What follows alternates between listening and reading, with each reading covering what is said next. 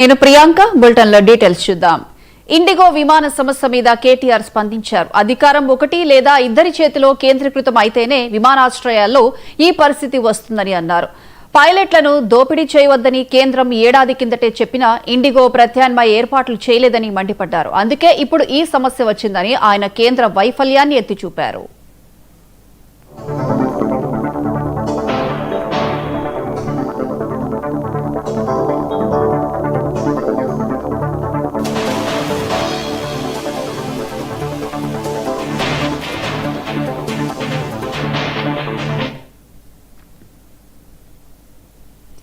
Gannavaram airport నుంచి IndiGo విమానాల రాకపోకలకు అంతరాయం ఏర్పడింది. విజయవాడ నుంచి ఢిల్లీ వెళ్లాల్సిన విమానాన్ని ఇప్పటికే అధికారులు రద్దు చేశారు.